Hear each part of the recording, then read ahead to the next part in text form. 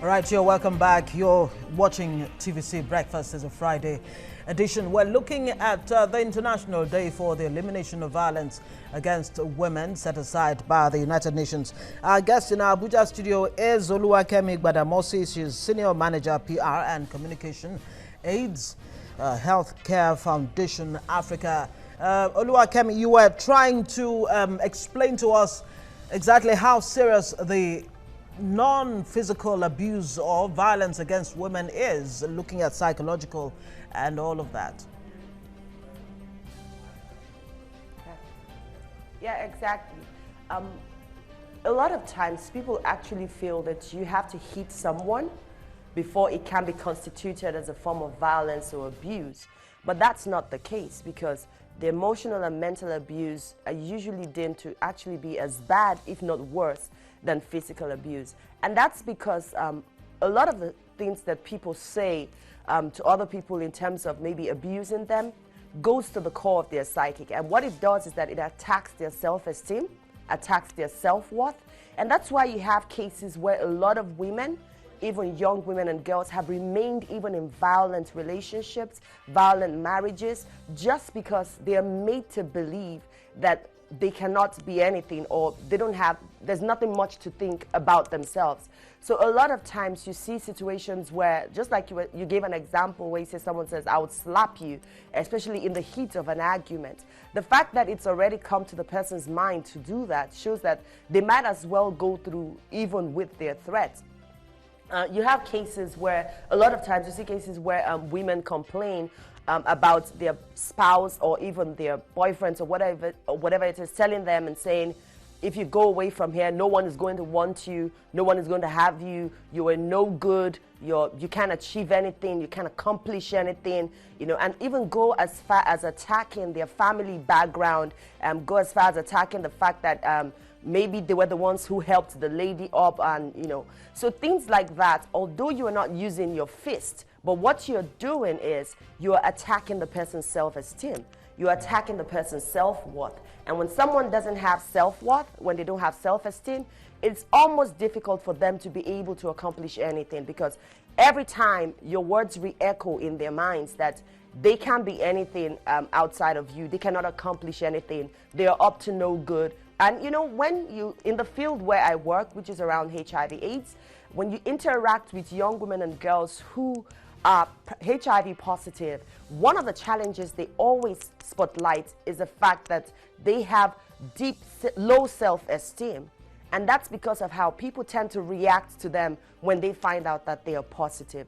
So we need to always learn to know that abuse is not only limited to when you hit someone or when you punch someone. Even the words you say, to a large extent, has great impact on how people perceive themselves, in this case, women. And we see that happen all the time.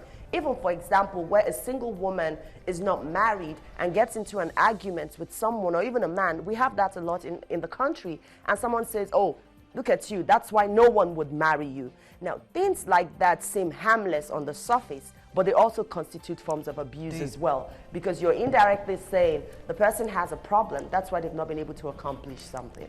All right, Kemi, we'll come back to you shortly. The International Day for the Elimination of Violence Against Women is set aside to raise public awareness on issues of violence against women and mobilizing people everywhere to bring about change. Now, to commemorate this day, the UN will, from today, November the 25th to December 10th, which is the Human Rights Day, observe 16 days of activism against gender-based violence campaign to galvanize action to end violence against women and girls around the world. So let's give you some statistics. Yeah. Now, the UN defines violence against women as any act of gender-based violence that results in or is likely to result in physical, sexual, or mental harm or suffering to women, including threats of such acts, coercing or coercion rather, or arbitrary deprivation of liberty, whether occurring in public or in private life. And violence against women includes, but is not limited to, gender-based violence, rape, marital rape, yes, that's a very, very important one, and incest. murder and assault, including dowry-related violence and honor killings, forced marriage, female genital mutilation, human trafficking, including cross-border prostitution rings and bride kidnappings. War crimes, including rape as a weapon of war, is part of it. Now, 1 in 3 women around the world has experienced physical or sexual violence in their lifetime, often in the hands of someone they know, love, and trust. It is estimated that 35% of women worldwide have experienced either physical and or sexual intimate partner violence or sexual violence by a non-partner at some point in their lives. And almost 1/3, that is 30% of women worldwide who have been in a relationship report that they have experienced some form of physical and or sexual violence by their intimate partner in their lifetime. According to research by the World Health Organization, violence against women worldwide is shockingly common and is one of the leading factors in female injury, death, and poor health worldwide. Violence can negatively affect women's physical, mental, sexual, and reproductive health and may increase vulnerability to HIV. All right, it is estimated that of all women who were the victims of homicide globally in 2012, almost half were killed by intimate partners or family members. Now, more than 25% of women in Nigeria have experienced some form of violence. Excuse me. Now, the most common being domestic violence, like we know it in the country. In the past decade, about 40,000 women in war-ravaged Democratic Republic of Congo have experienced some of the most brutal and rampant rapes. And while in the U.S., intimate partner violence accounts for 15% of all violent crimes committed in the country. Now, that's according to the National Coalition Against Domestic Violence. According to new estimates published on the United Nations International Day of Zero Tolerance for Female Genital Mutilation in 2016, at least 200 million women and girls alive today have undergone female genital mutilation, or FGM, cutting in 30 countries, with most of the girls cut before the age of 5.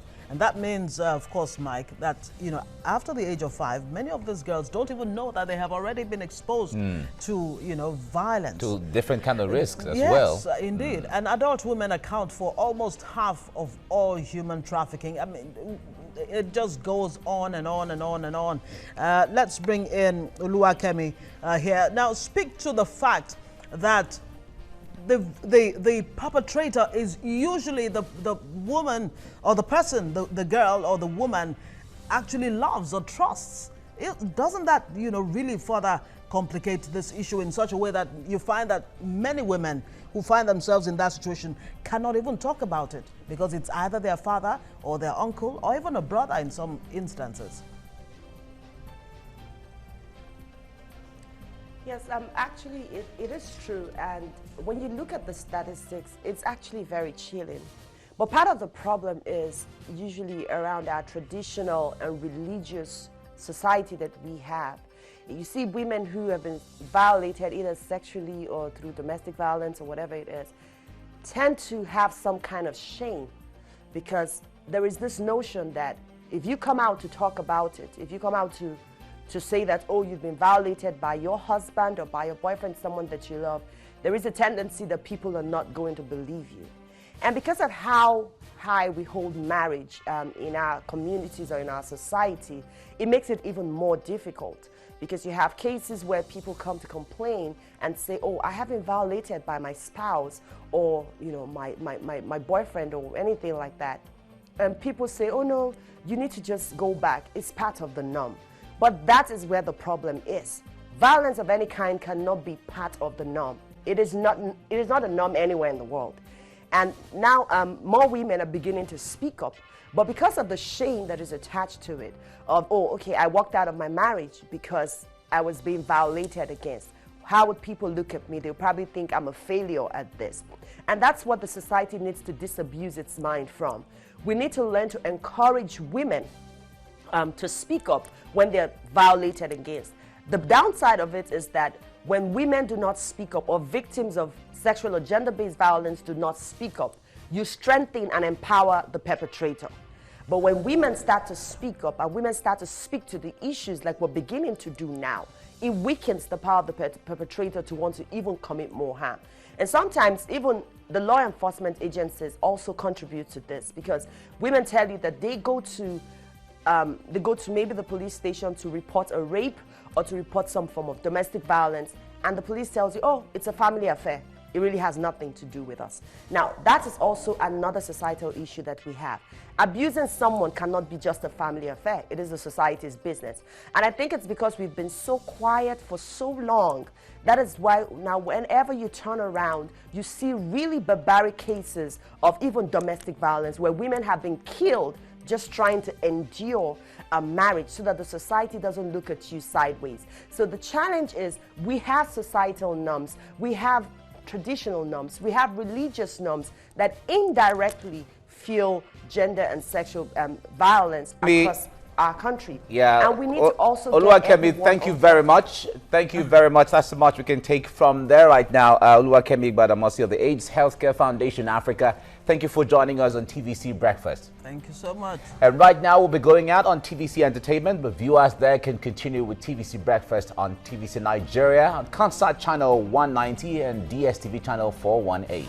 And Go TV 45, ACTV 510 is or other stations where you can continue to enjoy the show. Stay with us.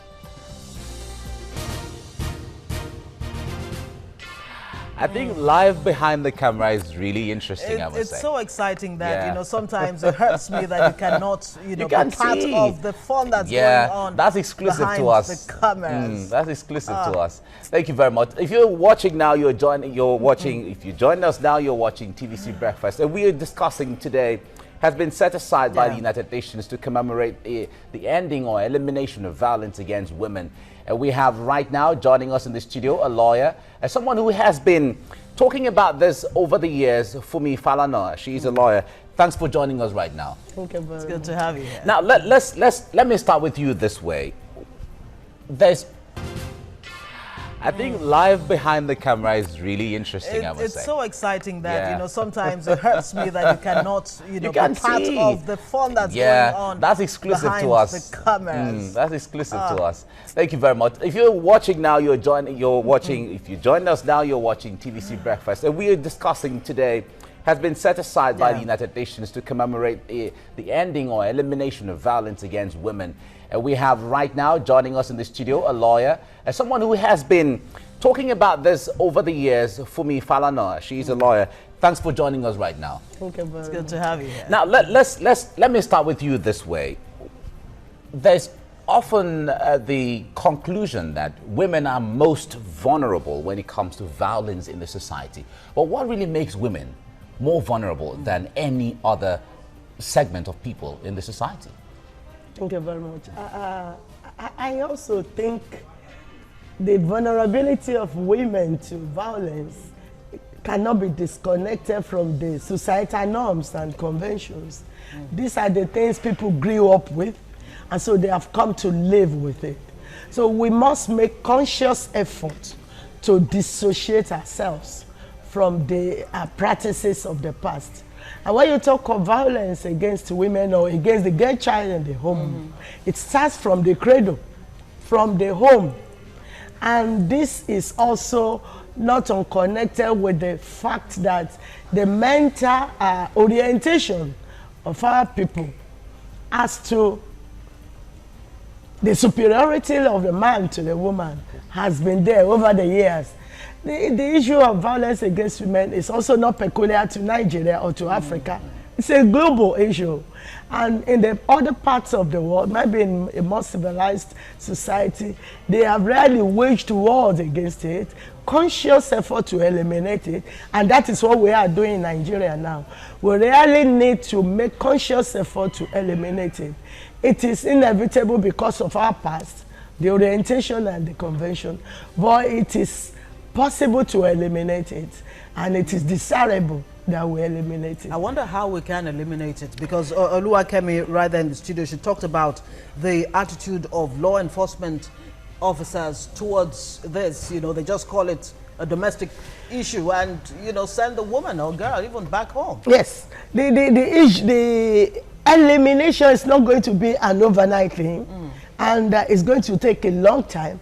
And you will agree with me that the type of violence that occurs in a place like America cannot be compared with that in Nigeria, because their own struggle must have spanned a very long time, must have gone through a very long time, and they have been able to record a lot of success.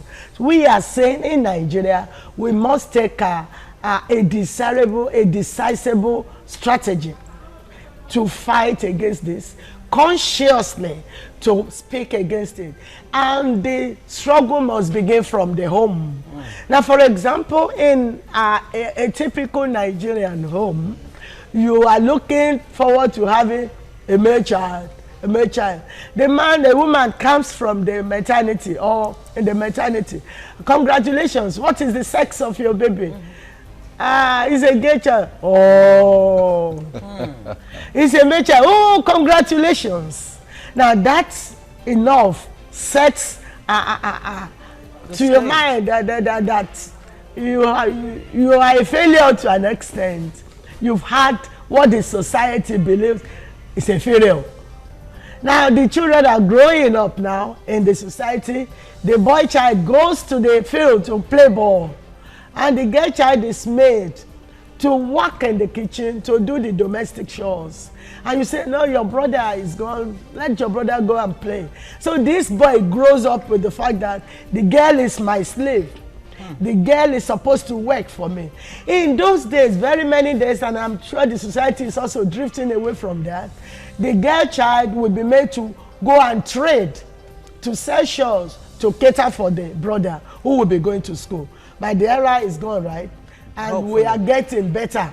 So things are getting better. I am sure that this society we are in now, women may not necessarily, might be a very minor, a very tiny part of the society may still want to keep the girl child home. And we are also campaigning for the education of the girl child. Keeping your girl child at home at the expense of sending the boy child home is no longer as fashionable as it used to be. But we still have some societies that will do that, especially the very chronic illiterate society. But these are the things we must get people to know, that the girl child is not inferior. That's where we start from. All right. That the girl child is not inferior to her brother, and that the girl child can do much more better if she's given the opportunity. And so we must give them equal opportunity to education, equal opportunity to things that they need to get up there. Okay, I would like to come to the issue of if she is given the opportunity, take the opportunity. Yes, now that's another thing. But we'll come to that. We'll come to that because that's the concern, really. Because the point there is, when it comes to the consciousness, no, you can't talk to me like that. Where is it supposed to start from? Are you supposed to be told, no, tell him or tell her you can't talk to you like that? Or, no, I know that you can't talk to me like that. Yes. You know, these are the differences. But let's bring in Foladele in here to give us a perspective of social media. Good morning, Fola, good morning. Good morning, Gozi. Good morning. Good morning. Lovely to see you for me. Good morning. Yeah, it's a great morning.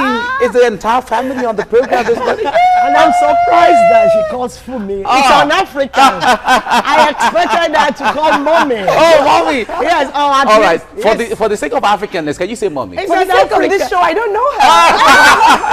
It's an African to call me Fumi here. But you know, Mike and Gozi, I heard. I can see. Mommy told me that the color for the day is orange. And I see the resemblance there, really. Oh, that's interesting. Yes. All right. That's great. Let's take some reactions on social media. Okay, Danisi Jafar says, no gender equality law in Nigeria, and domestic and workplace violence are not being addressed, and rights of disabled women neglected. Timitayo Rububo says, hashtag end violence against women. This is just senseless. Too many women in Nigeria live with violence or under the threat of violence. Alibuto says, one thing is clear. Women are not protected by law properly in Nigeria. A lot of violence and wrong are done to them daily. Daniela says, was Nigeria always like this? Were women always seen as inferior to men? Was domestic violence always an acceptable form of correction? Olutobi Olawale says domestic violence should be taken more serious in Nigeria. Women should not suffer in silence and guilty parties should be prosecuted. And the last one here, or the second to last, Mimi says domestic violence should be punishable by law in Nigeria, but domestic violence should be punishable in Nigeria law, but it should also go both ways. I've seen some really abusive women too, man beaters. Okay, and the last one here from Luca says Nigerian women always crying victim of domestic violence and abuse. How can a woman be married and be having extramarital affairs? That's the one I want to take you up on. That's yes. a different perspective. So, you know, I've heard you in the past talk about men who say, oh, their wife cheated. And so, for example, there was a case you talked about, a man who took hot cutlery and burnt his wife on her body parts. So people say, oh, she cheated, so I'm going to beat her up, I'm going to, be violent. So what other reasons are there? What other reasons, in the cases you've seen, what other reasons are given for domestic violence? Thank you very much.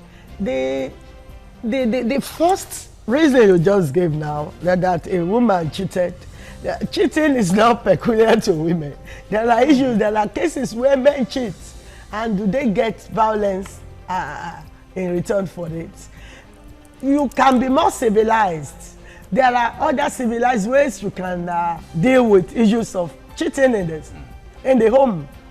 At best, ask the lady to go on her way.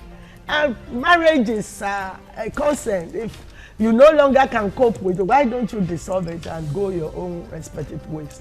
But if you visit Kirikiri, maximum prison, where prisoners are kept, you will agree with me that issues of cheating is just one of the very few cases that you will get there, that brought them there.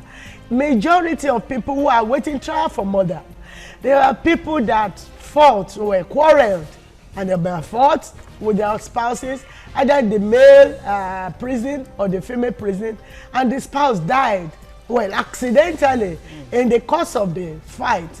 On flimsy excuses like, put chop money down for house. I saw her telephone rang, I picked it up, and a text message came in. Issues that are trivial. Issues like, I had headache, he didn't say sorry. Issues like, he didn't remember my birthday. Issues like, my food was not ready on time. I went to work, I came back, the food was not ready. Trivial issues like that. So I wouldn't say that issues of cheating really should be justifiable. Yeah, it's not, because men also cheat a lot. And if I don't have data now, empirical data to support that, but you will agree with me, it's common knowledge. Well, the one we say trite law that men cheat more than women. We'll come to this. Now, Fola, thank you very much. Thank you. You'll beat mommy back home. And she'll spank you for calling her for me. All right. Okay. All right, let's go on a break, and then we come back to dwell more on this. Stay with us in the program.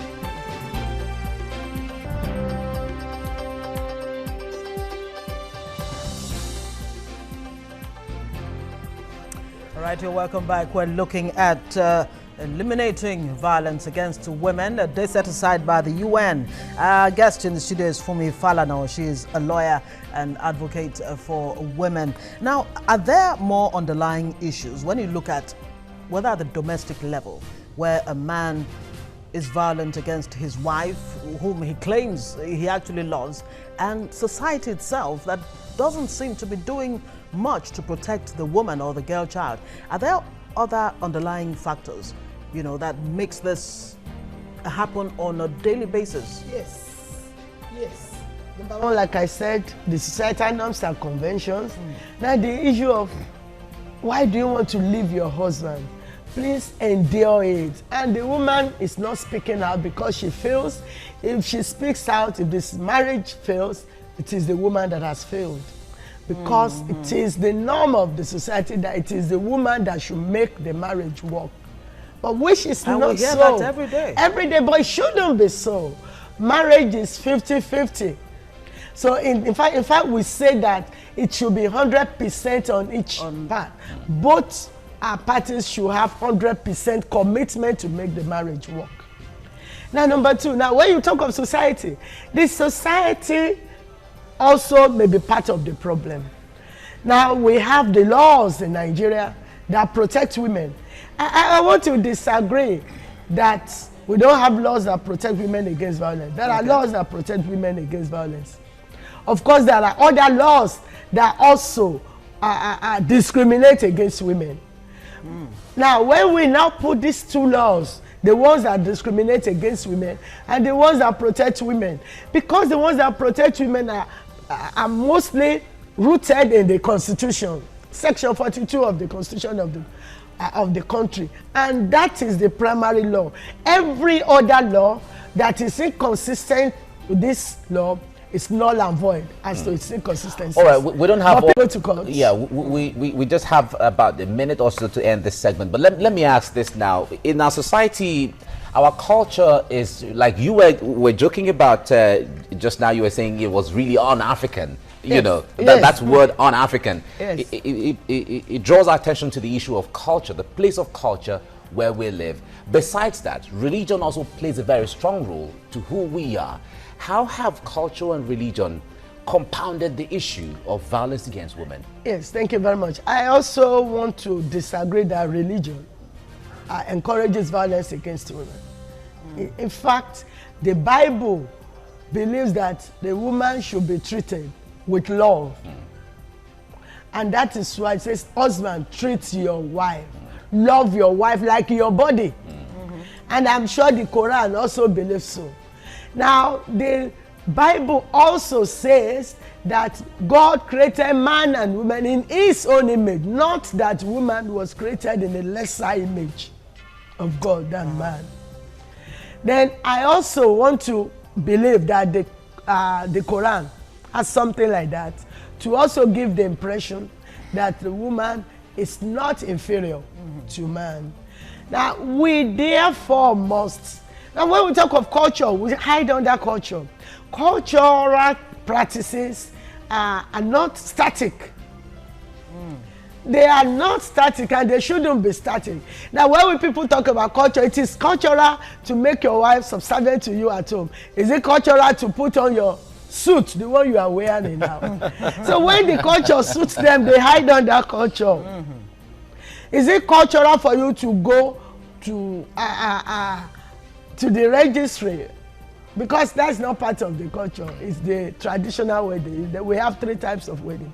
So when you have decided to go for traditional wedding, you are saying you are a traditional man. But all the activities happening in the home, they put aside the things that can be called cultural, because you take tea every day. Is that part of your culture? Okay, let's quickly look at gender equality. The Yes. whole drive for gender equality isn't further complicating this issue, because when you talk about gender equality, the attitude that the men have is this is a war against the men folk and not necessarily the fight for equal rights between men and women. I wonder why you use the word war. No, it's anyway, not, go ahead. It's not a Go war, ahead. really, a campaign. Okay, well, maybe it's a campaign, and that is why we also, most of the times, we say elimination of violence against all persons. In men inclusive now. Now, when we say all persons, and that was the bill that was sponsored, sometimes that we couldn't get through, but we're going to get it through because we're going to represent it. Now, when we say all persons, we are also given the likelihood of the fact a man may also experience violence in the home. Well, you and I also know that it's not very common, but once in a while, if this happens, we say we also believe that men should also be protected against violence. But the one that happen more often is a woman, because women are very vulnerable, and the girl child is very vulnerable. Fumi Falana, thank you very much for coming on the program today. And so I like much. the color as well. The color is to draw attention to yes, that something is the color. brightening. That is the United Nations color for the elimination of violence. Great. It says that unite to eliminate violence against women and brighten the future of the girl child. And eliminating violence against men too. Thank you very much for coming on the program. I thought you were going to dress in orange as well. Oh, then that skips me. All right, you see, that's one woman there. All right, this is where we come to the end of this segment. Stay tuned for the next one immediately. Thanks.